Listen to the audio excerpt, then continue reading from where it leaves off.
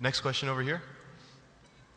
Hi, yes. My name is Patrick. I'm a student at Centennial College. My question is, in Islam it says, Jesus Christ, peace be upon him, is not the Son of God. When we are all children of Allah and born of mother and father, for he is only born of a mother, why is he not the Son of God? Brother Patrick asked a very good question, a very important question. He said that why in Islam is Jesus Christ, peace be upon him, not considered as Son of God? When we all are children of God, he being born of a virgin woman, all the more reason should be. See brother, if you tell we are children of God, in that way I've got no problem at all. If you read the biblical language, if you say that we are children of God and Jesus is Son of God, in that context, meaning he is person who follows the commandment of God, most verily all the messengers of God, they are sons of God. But the problem is, if someone says he is not a normal son, but he is the begotten son, then there's a problem. Because if you read the Bible have got sons, the God has got sons by the tons. If you read the Bible, Adam is son of God, Ephraim is son of God, Israel is son of God. It's mentioned in the book of Romans, chapter number 8.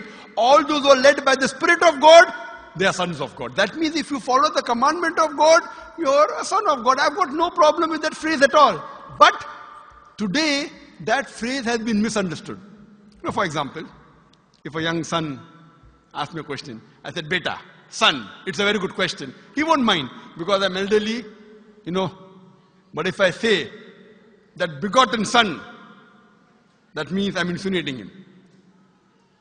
You know, maybe he'll punch me. Fine.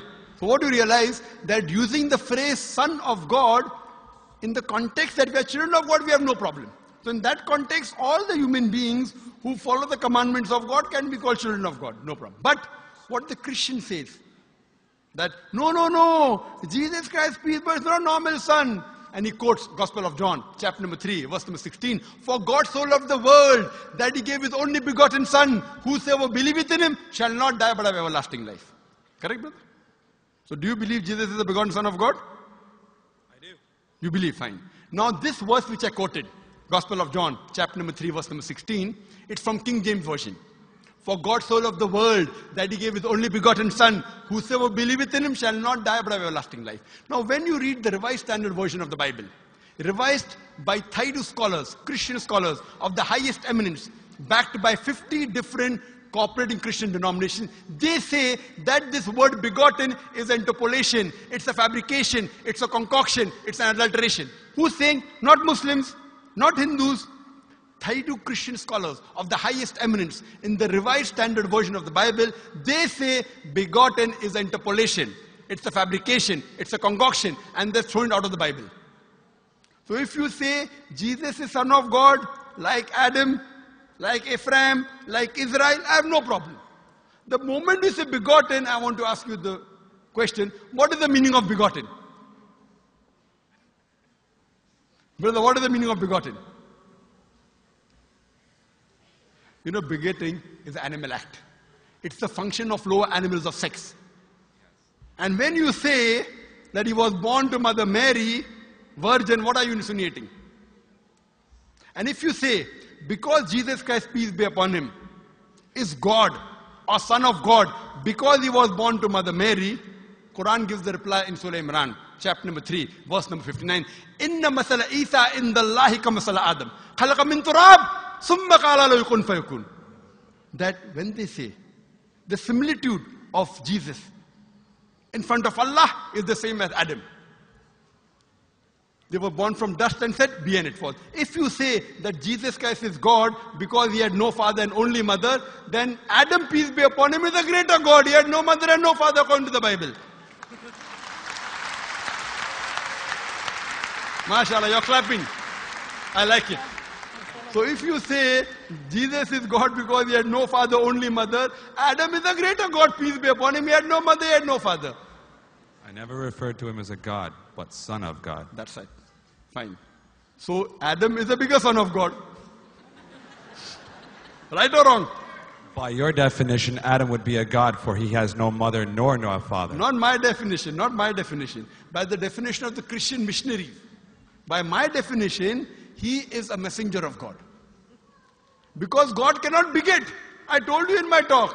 Lam yalid wa lam yulad. He begets not, nor is he begotten. The moment God begets, he is not God. Son of God meaning pious person, I agree.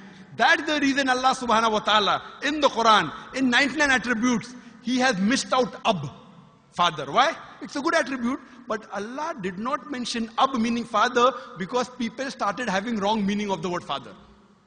So he used the more difficult word Rab, but did not use Ab. Logically it's fine, but Almighty Allah subhanahu wa ta'ala purposely did not use the attribute Ab in the Quran because people will misunderstand. That's the reason English-wise, saying Jesus is the Son of God, meaning messenger of God, I'm with you. But the moment you say begotten Son, I have objection. So you say Jesus is a messenger of God, I say peace be upon him after his name. So I respect Jesus Christ, peace be upon him, more than you, Brother Patrick. Because when I take his name, I have to say peace be upon him. If I do not say that, I'm wrong. So I love Jesus Christ, peace be upon him, more than you. I follow his teaching more than you. And if you want, I can prove it to you. That's a different argument, not for tonight. Sorry? That's a different argument and not for tonight. Okay, fine. I'll give you a few things. Jesus Christ, peace be upon him. Fine? If you read the Bible, he was circumcised on the 8th day. Fine? Majority of all the Muslims are circumcised, the Christians aren't. So if you say Christian means a person who follows the teachings of Jesus Christ, peace be upon him, then it's mentioned in the book of Leviticus, chapter number 11, verse number 7 to 8. It's mentioned in the book of Deuteronomy, chapter number 14, verse number 8, you should not have pork. It's mentioned in the book of Isaiah, chapter 65, verse number 2 to 5, should not have pork. Muslims don't have pork, most of the Christians have pork. If you read the book of Ephesians, chapter number 5, verse number 18, in the book of Proverbs, chapter number 20, verse number 1, it says you should not have alcohol. Muslims as a whole don't have alcohol, most of the Christians have alcohol. If you say Christian means a person who follows the teachings of Jesus Christ, peace be upon him, we Muslims are more Christian than the Christians themselves. We love him. We respect him. If you say, I love Jesus Christ, peace be upon him, but don't follow his teachings, your love is false. We, therefore, mashallah, I love Jesus Christ, peace be upon him, more than most of the Christians. Because I follow his teachings, I respect him, I revere him. And Jesus Christ also said, in the Gospel of John, chapter number 16, verse number 11 to 14, I have many things to say unto you, but ye cannot bear them now. For he, when the Spirit of truth shall come, he shall guide you unto all truth. He was talking about Prophet Muhammad to come. So Jesus Christ, peace be upon him, said, you have to believe in the last and final messenger, Prophet Muhammad sallallahu alaihi wasallam. So even that way I'm following Jesus Christ, peace be upon him. I believe in Prophet Muhammad. Do you believe in Prophet Muhammad as the messenger of God? I do. MashaAllah. Now you're more closer to... Allahu Akbar. Allahu Akbar.